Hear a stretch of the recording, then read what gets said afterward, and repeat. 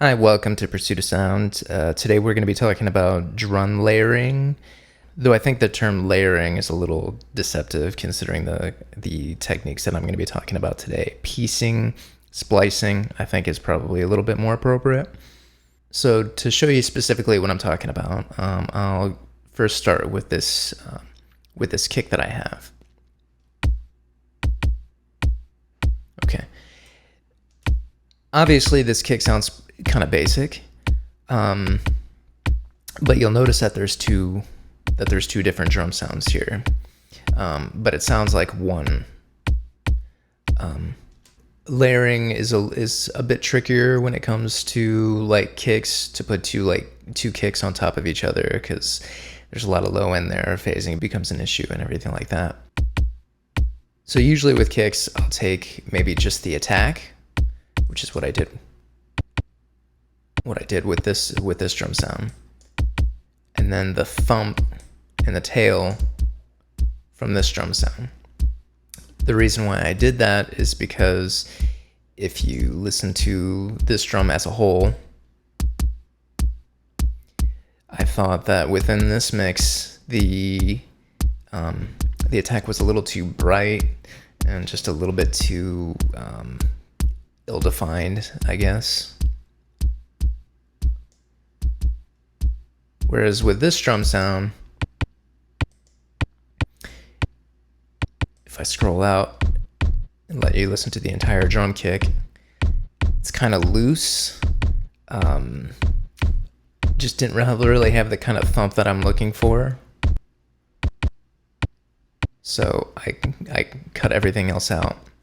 And I think that's the important thing when you need to look at like drum sequencing today. Today we are very lucky to live in an age where we have sequencers that are very precise to allow you to do a technique like this, to where you can just take the attack from one and the tail from another, and expect that the drum was going to sound the same every time. If the timing was a little off, it would sound different. It wouldn't work. But fortunately, like now, we don't have to worry about that anymore.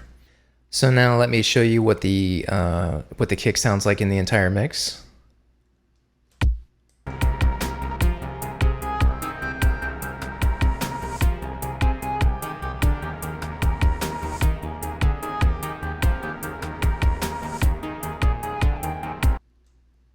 Okay. So now I'm just going to move on to the snare. Snares are very different than kicks, obviously, in the fact that they benefit very much from layering them together. All right, so I have this soloed, so let me let you hear it. So we got 3 different hits, and different samples are being played each time. The approach is that you just you have a rim, but then you have a third little hit, which is supposed to basically emulate like a sort of like a ghost note.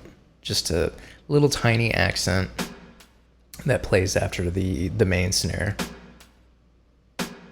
Okay, so this is just the snare by itself. And if you listen to the individual layers,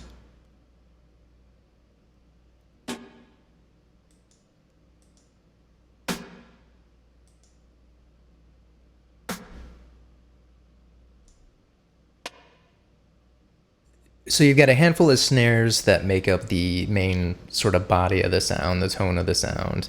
And I didn't really want this snare to have too much pop. I wanted it to have a little bit more, obviously. That's why I added this one individual sound where you're just hearing a little bit of the attack, a little bit more attack. And when you look at the MIDI sequence, this is the main snare right here. You can see 4 samples being hit at one time and not all hitting at the exact same time. This is pretty critical to kind of shift these around to get exactly the sort of like contour that you're looking for. But the thing is, when you're offsetting these, that can become an issue when you want to have a drum sound that really pops. So that's why you might want to take the attack out of some of the snares and just leave the attack and maybe just like 1 or 2 of the snares. you'll notice that I didn't really put any sort of EQ on the individual samples, though pretty often I probably would, particularly if it's a snare that you want like way out in front of the mix, like those sort of like super snares that really make the song, like in Underworld's song Pearl's Girl. But for this particular snare, it's a little bit further back in the mix.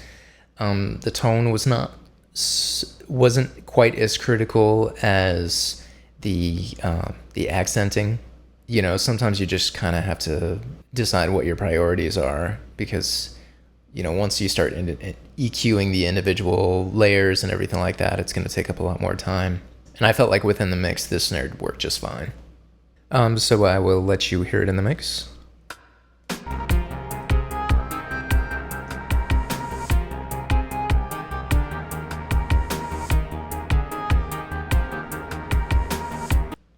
Okay, so to summarize, when you're working with like drum splices, I think it's important for you to take what works and to remove what else doesn't. You can do that by chopping parts out of the drum sample completely, or you can do that with, you know, filtering, EQing, or whatever other kind of tools that you have. This is something that you can go a lot deeper into. You know, there's nothing to prevent you from distorting just one of your layers, or mixing in something that isn't a drum at all, just something that's percussive, like a movie sample or something like that, like a rock hitting the ground, or a sample that's not percussive in nature, but one that you've been able to make percussive, like a vocal phrase or something like that. You could put reverb on just one of the layers, but I think that's probably a technique that I will have to revisit in a future video.